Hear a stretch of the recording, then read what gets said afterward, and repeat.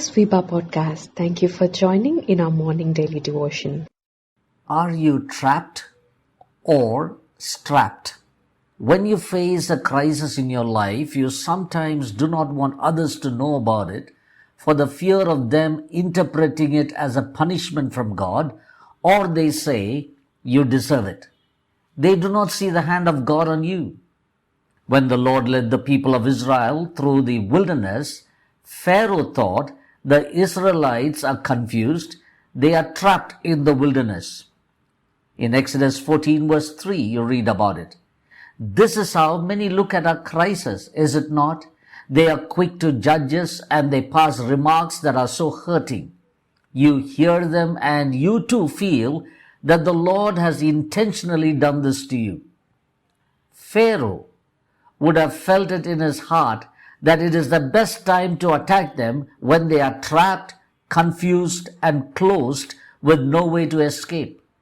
Moses and God knew that they are not trapped, but they are strapped to the Lord as He leads them through the wilderness. He is not sending them into the wilderness, but He is accompanying them in the wilderness.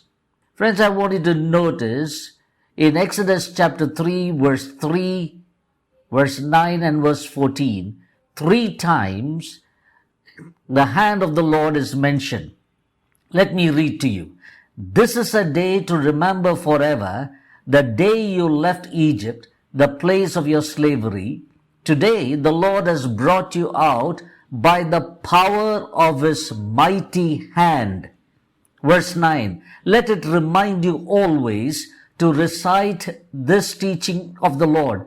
With a strong hand, the Lord rescued you from Egypt.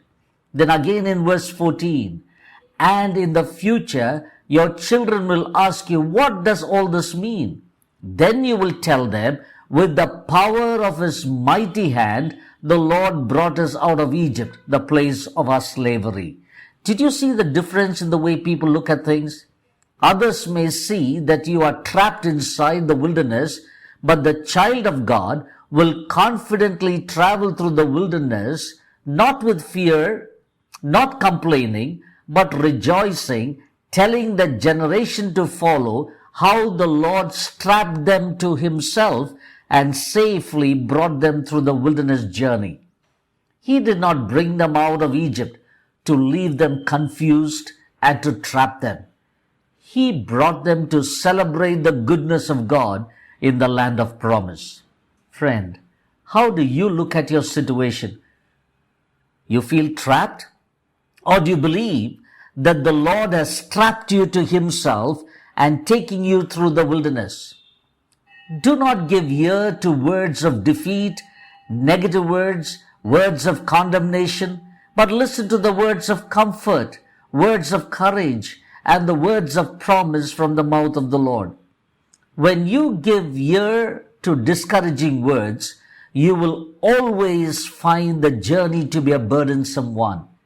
But when you turn your thoughts towards God, you will find Him lifting your spirits with words of assurance, promising you His strength and the words of the certainty of His promise. Anyone will get lost in the wilderness, for it is a new experience. That is why it is safe and secure to travel with one who knows the foot track so well. My friend, remember Jesus Christ also had a wilderness experience. He knows your heart in the journey, your testings, and your concerns. For the Bible says in Hebrews chapter 4 verse 15, for we do not have a high priest who is unable to empathize with our weaknesses, but we have one who has been tempted in every way, just as we are, yet He did not sin. He is your trusted guide through the wilderness.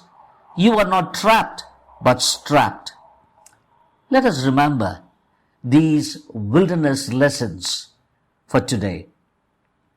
Don't interpret your wilderness experience the way others see it, but the way the Lord sees it. Secondly, in the wilderness, you will experience His nearness. Walk with Him. Have a good day. God bless you. For more details, please contact 916364252164 or email us to info@fibaonline.org.